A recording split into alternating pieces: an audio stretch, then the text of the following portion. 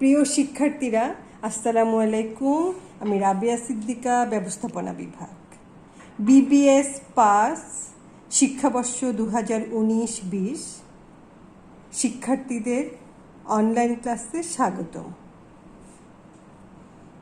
আমাদের বিষয় মৌলিক ব্যবস্থাপনা দ্বিতীয় পত্র, আমি আগেই শুরু করেছি এটা, এবং বিভাগীয়করণ চ্যাপ্টার থেকে আমি শুরু করে বিভাগীয়করণের বৈশিষ্ট্য, নীতিমালা এবং প্রকারভেদে আছি। আজ প্রকারভেদের প্রথম দুটো আলোচনা করব।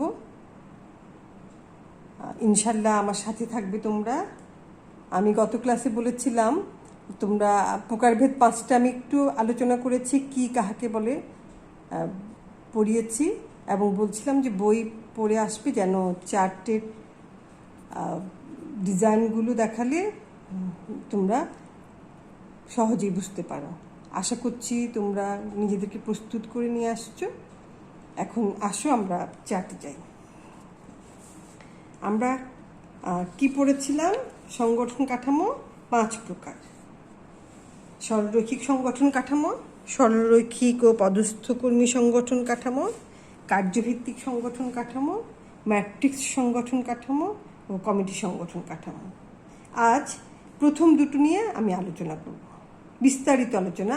গত ক্লাসে কি কাহাকে বলে এটা পড়েছিলাম। আচ্ছা, আমরা জানি আমরা কাঠামো কি, সংগঠন কাঠামো কি, কাঠামো চিত্র কি, হ্যাঁ, এগুলো পড়িয়েছিলাম।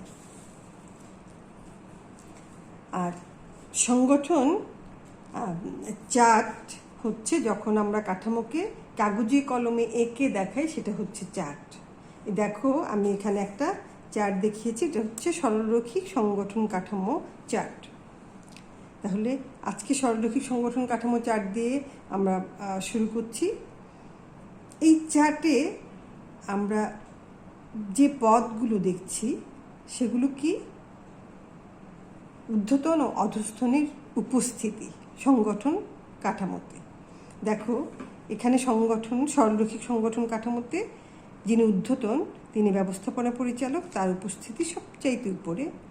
তারপরে যিনি আছেন তিনি হচ্ছেন সাধারণ ব্যবস্থাপক। এরপরে যারা আছেন তারা হচ্ছেন ব্যবস্থাপক ক্রয়, ব্যবস্থাপক উৎপাদন, ব্যবস্থাপক বিক্রয়, এবং এরপরে ক্রমান্বয়ে নিচের দিকে দেখো সুপারভাইজার এবং শ্রমিক। এটা হচ্ছে একটা পূর্ণাঙ্গ চার্ট। কিসের? সরলরৈখিক সংগঠন চার্ট। আমরা জানি যে সরলরৈখিক সংগঠন কাঠামো কি? যে সংগঠন কাঠামোতে দায়িত্ব ও কর্তৃত্ব রেখা উপর থেকে নিচ ও নিচ থেকে উপরে প্রভাবিত হয় তাকে আমরা বলি সরলরৈখিক সংগঠন কাঠামো। এখানে কি? কর্তৃত্ব রেখা ব্যবস্থাপনার সর্বোচ্চ উচ্চ স্তর থেকে ক্রমান্বয়ে আস্তে আস্তে নিচের দিকে সরলরেখার আকারে নেমে আসে। দেখো, এই যে সরলরেখার আকারে ব্যবস্থাপনা পরিচালকের কাছ থেকে সাধারণ ব্যবস্থাপকের কাছে কর্তৃত্ব নেমে আসছে, তারপর ব্যবস্থাপক উৎপাদনের কাছে নেমে আসছে, তারপর সুপারভাইজারের কাছে নেমে আসছে, তারপর শ্রমিকের কাছে নেমে আসছে। ঠিক একইভাবে এখান থেকে আবার প্রয়োজনে ব্যবস্থাপক ক্রয়ের কাছে যায়, ব্যবস্থাপক বিক্রয়ের কাছে যায়। আসলে আমি তোমাদেরকে আগেও বলেছি, এই সংগঠন চ্যাপ্টারটাই হচ্ছে কর্তৃত্ব এবং দায়িত্বের খেলা। পদ, পদবি, কর্তৃত্ব ও দায়িত্ব। কর্তৃত্ব কি? কর্তৃত্ব হচ্ছে কোনো ক্ষমতা, যে ক্ষমতা বলে কোনো ব্যক্তি তার অধস্তনদের আদেশ দেন, আনুগত্য আদায় করেন ও জবাবদিহি নিশ্চিত করেন, তাকেই বলা হয় কর্তৃত্ব। আর দায়িত্ব কি? কোনো কর্ম সম্পাদনের বা কর্তব্য পালনের যে দায়, সেটাই হচ্ছে দায়িত্ব। তাহলে এই যে বললাম কর্তৃত্ব ও দায়িত্বের খেলা, কিসের খেলা? কার সাথে? পদ এবং পদবীর সাথে। যিনি উচ্চতর পদে আছেন তিনি কর্তৃত্ব তার কাছে কর্তৃত্ব অর্পণ করা হয় এবং তিনি তার জবাবদিহিতা বা আনুগত্য আদায়ের জন্যে আদেশ দেন কাকে? পরবর্তী অধস্তনকে।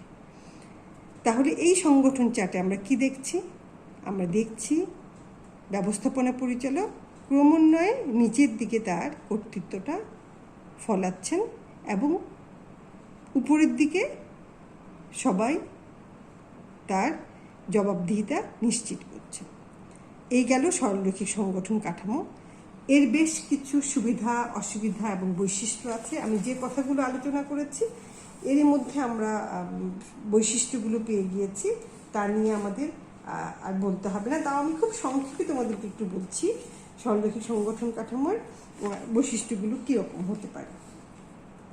আমরা জানি যে সরলরৈখিক সংগঠন কাঠামোতে কি স্ব ক্ষেত্রে অধস্তন ব্যক্তিদের উপর অতিমাত্রায় কর্তৃত্বশালী হয়ে যান কারা? নির্বাহীরা। এবং এটা একটা পুরনো সংগঠন, সবচেয়ে প্রাচীন সংগঠন কাঠামো। আর জটিলতামুক্ত এবং সীমিত আয়তন বিশিষ্ট প্রতিষ্ঠানে এই ধরনের সংগঠন কাঠামোগুলো অধিকতর ব্যবহৃত হয়। আচ্ছা, এরপর যদি আমরা এর সুবিধা নিয়ে আলোচনা করি, সুবিধাগুলো দেখতে চাই, তাহলে দেখতে পাই যে আচ্ছা, বৈশিষ্ট্যে আমরা বুঝেছি এটা সরল ও সহজবোধ্য একটা সংগঠন কাঠামো। এর কর্তৃত্ব প্রবাহটা নিচের দিকে প্রভাবিত হয়, স্বয়ংসম্পূর্ণ একটা বিভাগ, হ্যাঁ, আন্তঃবিভাগীয় যোগাযোগ সহজ হয়, ব্যক্তি কেন্দ্রিকতা এখানে পরিহার করা যায়। আচ্ছা, অসুবিধা, এটা আমি আবারও বললাম বৈশিষ্ট্যগুলো এই জন্যে তোমাদের সুবিধাকে যেন পড়তে আরও বেশি সহজ হয়। আচ্ছা, সুবিধায় আসো।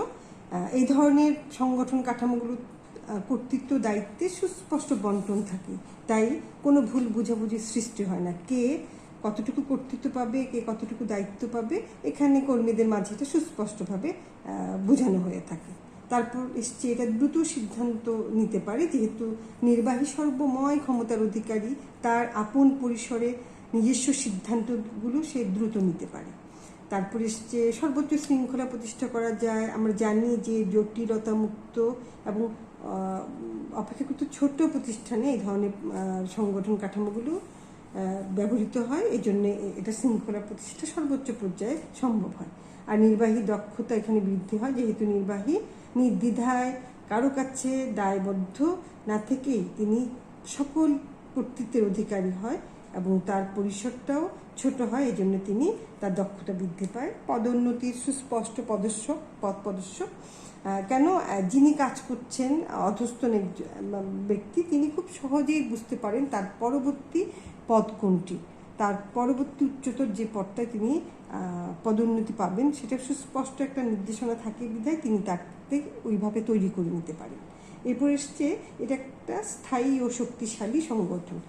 আমি আগেই বলেছি এই সংগঠনে যেহেতু দ্বৈত অধীনতা থাকে না, সাংগঠনিক কোনো জটিলতা থাকে না, এই জন্য এটা একটা যথেষ্ট মজবুত ও শক্তিশালী একটা সংগঠন কাঠামো হয়। আর এটার বেশ কিছু অসুবিধাও আছে, সেটা যেমন বিশেষায়নের অভাব, স্বৈরতন্ত্রের প্রতি ঝোঁক, এইটা একটু বোঝো তোমরা।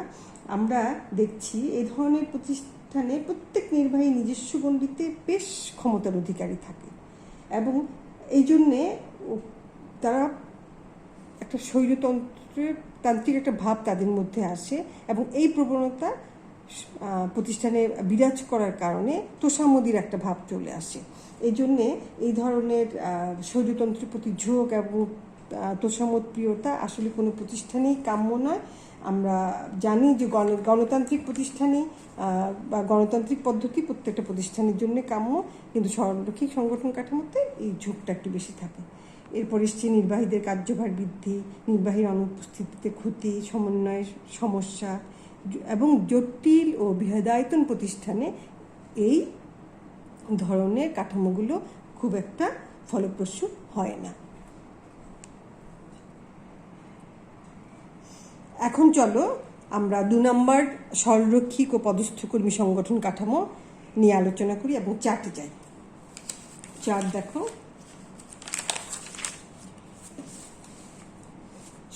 এই চার্টটা সরলরৈখিক ও পদস্থ কর্মী সংগঠন কাঠামো চার্ট। এটা কি আমরা গত ক্লাসে পড়েছি, আবার একটু পড়ি। যে সংগঠন কাঠামোতে কর্তৃত্ব রেখা উপর থেকে নিচের দিকে সরলরেখার আকারে নেমে আসে এবং সরলরৈখিক নির্বাহীকে সহযোগিতা করার জন্য সহযোগী বা পদস্থকর্মী নিয়োগ করা হয়, তাকে সরলরৈখিক ও পদস্থকর্মী সংগঠন বলে। এই সংগঠন কাঠামোকে আমরা 3টা নামে নামকরণ করতে পারি। আমি এখানে লিখেছি সরলরৈখিক ও পদস্থকর্মী সংগঠন কাঠামো। আবার এটাকে বলা যেতে পারে সরলরৈখিক ও বিশেষজ্ঞ কর্মী সংগঠন কাঠামো বা সরলরৈখিক ও উপদেষ্টা কর্মী সংগঠন কাঠামো। তাহলে আমরা 3টা নামে এটাকে নামকরণ করতে পারি এবং বিভিন্ন বইয়ে কিন্তু এটা যে কোনো এক নামেই পাবা। আমি নামগুলি আবার বলছি, শোনো। সরলরৈখিক ও উপদেষ্টা কর্মী সংগঠন কাঠামো, সরলরৈখিক ও বিশেষজ্ঞ কর্মী সংগঠন কাঠামো। এখন দেখো সংজ্ঞায় কি বললাম, নির্বাহী সরলরৈখিক নির্বাহীকে সাহায্য করার জন্যে যে পদস্থ কর্মী বা বিশেষজ্ঞ কর্মী নিয়োগ করা হয় তাকেই বলা হয় সরলরৈখিক ও পদস্থ কর্মী সংগঠন কাঠামো। এই দেখো সংগঠন কাঠামোতে এই চার্টে দেখো ঠিক সরলরৈখিক সংগঠন কাঠামো এখানে আমরা যে চার্টটা দেখেছি ঠিক একই চার্ট এখানে রয়েছে। এই ব্যবস্থাপনা পরিচালক, এখানে একটা পদ এখানে আমি বাড়িয়েছি। তারপরে আগে ব্যবস্থাপনা পরিচালকের আগে পরিচালনা পর্ষদ, ব্যবস্থাপনা পরিচালক, সাধারণ ব্যবস্থাপক এবং উৎপাদক ব্যবস্থাপক, ক্রয় ব্যবস্থাপক, বিক্রয় ব্যবস্থাপক, শ্রমিক কর্মী ব্যবস্থাপক। এবং এ দেখো একই সাথে একই সমান্তরালে কি আছে না, সহকারী এবং কর্মীবৃন্দ, প্রত্যেকটাই কর্মীবৃন্দ আছে। কিন্তু এখানে ডিফারেন্টটা কোথায়, পার্থক্যটা কোথায়? পার্থক্যটা হচ্ছে এনারা হচ্ছেন বিশেষজ্ঞ কর্মী, যাদেরকে আমি ডট দিয়ে দিয়ে দেখিয়েছি। এই 2জন হচ্ছে বিশেষজ্ঞ কর্মী। ওনারা কাদের সাহায্য করছেন? এই নির্বাহীদের সাহায্য করার জন্যে এনারা এখানে উপস্থিত হয়েছেন, এনাদের উপস্থিতি এখানে। তাহলে দেখো এই সরলরৈখিক সংগঠন কাঠামোটাই রয়ে গেছে, এখানে 2জন সাহায্যকারী এসছেন। তাহলে এটা রূপটা পাল্টিয়ে কি হলো? সরলরৈখিক ও পদস্থকর্মী সংগঠন কাঠামো। এই 2জনের উপস্থিতির জন্যেই আমাদের সরলরৈখিক সংগঠন কাঠামোর রূপ পাল্টিয়ে এখন পদস্থকর্মী সংগঠন কাঠামোতে এসছে। আমি আশা করছি তোমরা এটা ক্লিয়ার বুঝে গেছো। এখন দেখি এটার বৈশিষ্ট্যটা কি। এইরূপ সংগঠনে 2 ধরনের কর্মী থাকে। একদল হচ্ছে সরলরৈখিক কর্মী বা নির্বাহী, আর অন্য দল হচ্ছে উপদেষ্টা। এই যে আমি যেটা বুঝালাম, এরা হচ্ছে উপদেষ্টা, যারা ডট ডট লাইনে আছে, এবং যারা স্টার লাইনে আছে এনারা হচ্ছেন সরলরৈখিক নির্বাহী। আবার 2 ধরনের কর্তৃত্ব বিরাজ করে, যেমন একটা হচ্ছে সরলরৈখিক কর্তৃত্ব, আর একটা হচ্ছে সহযোগী কর্তৃত্ব। এরা হচ্ছে সরলরৈখিক কর্তৃত্বে অবস্থান করছে আর এনারা সহযোগী কর্তৃত্বে অবস্থান করছে। এরপরে এটা সরলরৈখিক কর্মকর্তারা আসলে মূল দায়িত্বে থাকে, এনারাই অধস্তনদের অর্ডার দিতে পারেন, কিন্তু এনারা কিন্তু অর্ডার দিতে পারেন না। পদস্থ কর্মীরা সরলরৈখিক কর্মীদেরকে প্রয়োজনে উপদেশ দেন। আর অপেক্ষাকৃত জটিল সংগঠনগুলোতে এই ধরনের কাঠামো বিরাজ করে, কাঠামোর উপস্থিতি দেখা দেয়। এই হচ্ছে বৈশিষ্ট্য। তারপরে আমরা যাই এর সুবিধাতে। প্রথমত যে সুবিধাটা আমরা দেখতে পাই সেটা হচ্ছে বিশেষায়নের সুযোগ। এই ধরনের প্রতিষ্ঠানে বিশেষায়নের সুযোগগুলো বিদ্যমান, আর নির্বাহীর কার্যভার লাঘব হয়। বিশেষ করে সরলরৈখিক সংগঠন কাঠামোতে নির্বাহীরা কর্মভারাক্রান্ত হয়ে পড়েন, ওনাদের উপর কাজের চাপ বেশি থাকে। এই জন্যে যখন বিশেষজ্ঞ কর্মীর উপস্থিতি শুরু হয় বা উপস্থিতি থাকে তখন তাদের কর্মভার লাঘব হয়, আর সমস্যার দ্রুত সমাধান সম্ভব হয়, আর শ্রম বিভাগের সুফল অর্জন করা যায়। কারণ সহযোগীতে কাজের অংশবিশেষ সহযোগীর উপর অর্পণ করা যায়। ইচ্ছা করলে নির্বাহী তার কাজ সহযোগীর সাথে ভাগাভাগি করে নিতে পারেন, এতে করে শ্রম বিভাগের সুফল অর্জন করা যায়। আবার নমনীয়তা অর্জনও সম্ভব। পদস্থ কর্মী থাকায় নতুন নতুন চিন্তাভাবনার সুযোগ পাওয়া যায়, তেমনি একাধিক সহযোগী নিয়োগ করার ফলে কর্মক্ষেত্রে প্রয়োজনীয় পরিবর্তন সাধন করা যায়, এই জন্য নমনীয়তা সম্ভব হয়। প্রয়োজনীয় সমন্বয় এবং নিয়ন্ত্রণেরও বেশ সুবিধা হয়ে থাকে, কারণ যে কোনো সময় যে কোনো তথ্য অতি সহজে পাওয়া যায়, খোঁজখবর বিভিন্ন বিভাগের নেওয়া সহজ হয় এবং প্রত্যেকটা বিভাগের সাথে সমন্বয় সহজ হয়। তাহলে আমরা দেখছি কি সরলরৈখিক ও পদস্থ কর্মী সংগঠন কাঠামোর যে সুবিধাগুলো, এর মধ্যে সবচেয়ে কাছাকাছি যে সুবিধা বা সবচেয়ে বেশি সুবিধা আমরা যেখানে পাই সেটা হচ্ছে নির্বাহী কর্মভার লাঘব হয়, স্বেচ্ছাচারিতা সুযোগ হ্রাস পায়, আর সমস্যার দ্রুত সমাধান সম্ভব হয়। আচ্ছা, এরপরে আসো সরলরৈখিক এর অসুবিধাগুলো। সরলরৈখিক ও পদস্থ কর্মী সংগঠনের অসুবিধাগুলো কি? এতে কিন্তু ব্যয় বৃদ্ধি পায়। কিসের ব্যয়? প্রাতিষ্ঠানের সার্বিক ব্যয়টা বৃদ্ধি পায়, কারণ উপদেষ্টা নিয়োগের ফলে তাদের পেছনে বেতন এবং অন্যান্য সুযোগ সুবিধাদের জন্য তাদের ব্যয়টা বৃদ্ধি পায়। তারপর সহযোগীদের কর্তৃত্ব ও কার্যের বিষয়ে অস্পষ্টতা দেখা যায়। আমরা প্রায় দেখি বা জেনে থাকি যে সরলরৈখিক সংগঠন কাঠামোতে নির্বাহী যারা থাকেন, নির্বাহীদের সাথে যারা উপদেষ্টা বা সহযোগী তাদের প্রায় একটা দ্বন্দ্ব লেগে যায়। এটা হচ্ছে কর্তৃত্বের দ্বন্দ্ব, এটা হচ্ছে কর্তৃত্বের লড়াই। এই দ্বন্দ্বের কারণে সহযোগীদের সাথে কর্তৃত্ব এবং কার্যের অস্পষ্টতা দেখা যায়। আর আসলে কি অস্পষ্টতার জন্যই কিন্তু দ্বন্দ্বটা বেশি ফুটে ওঠে। এরপর এসছে বিশেষজ্ঞ কর্মীদের উপেক্ষিত হওয়ার আশঙ্কা থাকে, দ্বন্দ্বের কারণেই আশঙ্কাটা বৃদ্ধি পায়। এরপর এসছে কর্মকর্তাদের মধ্যে মনোমালিন্য সৃষ্টি। এই তিনটা কিন্তু মোটামুটি একই ধরনের কাছাকাছি পয়েন্ট, একটার সাথে একটা রিলেটেড। তারপর সিদ্ধান্ত গ্রহণে বিলম্ব। এই ধরনের সংগঠন কাঠামোগুলোতে নির্বাহীগণ অনেক সময় উপদেষ্টা কর্মীদের সঙ্গে পরামর্শ অধিক সময় ব্যয় করে না এবং তাদের উপরে খুব একটা নির্ভরও করে থাকে অনেক সময়, যে কারণে ক্ষেত্র বিশেষে তড়িৎ সিদ্ধান্ত গ্রহণে অহেতুক বিলম্বর কারণ হয়ে থাকে। অহেতুক বিলম্বের কারণে প্রতিষ্ঠান কি হয়, মূল উদ্দেশ্য অর্জনে পিছিয়ে যায়। আর বিশেষজ্ঞ কর্মীদের অনেক সময় যোগ্যতার বিকাশে বাধা সৃষ্টি হয়। তাহলে আমরা কি দেখছি, সরলরৈখিক ও পদস্থ কর্মী সংগঠন কাঠামো যে সুবিধা এবং অসুবিধাগুলো আমরা দেখলাম, ওগুলোতে নির্বাহী কর্মীদের অবহেলাটা সবচেয়ে বেশি ফুটে ওঠে। এই কারণে এদের মধ্যে দ্বন্দ্ব দেখা যায় এবং স্বেচ্ছাচারিতা হ্রাস পায় সুবিধার মধ্যে। সরলরৈখিক সংগঠন কাঠামোর সবচেয়ে বড় যে অসুবিধাগুলো, আর ওগুলো লাঘবের জন্যেই সরলরৈখিক ও পদস্থ কর্মী সংগঠনের প্রয়োজন, এবং এই দুটো সুবিধা অসুবিধার সমন্বয়ে এক প্রতিষ্ঠান কিন্তু আসলেই সরলরৈখিক পদস্থ কর্মী সংগঠন কাঠামোর মাধ্যমে লাভবান হতে পারে। তাহলে আজকে আমরা এতটুকুই পড়লাম। নেক্সট ক্লাসে আমরা বাকি আর তিনটে মনে হয় রয়ে গেছে, তিনটে আছে। একটা হচ্ছে কার্যভিত্তিক সংগঠন কাঠামো, আরেকটা ম্যাট্রিক্স সংগঠন কাঠামো, আরেকটা কমিটি। আগামী ক্লাসে আমরা এগুলো নিয়ে আলোচনা করব, যতটুকু পারি 2টা বা 3টা যদি সম্ভব হয় শেষ করে ফেলবো, যতটুকু পারি ইনশাল্লাহ আমরা শেষ করব। আজকে আমরা এই পর্যন্তই। ভালো থাকো, সুস্থ থাকো। নেক্সট ক্লাসে ইনশাল্লাহ আমাদের আবার যোগাযোগ হবে। আল্লাহ হাফিজ।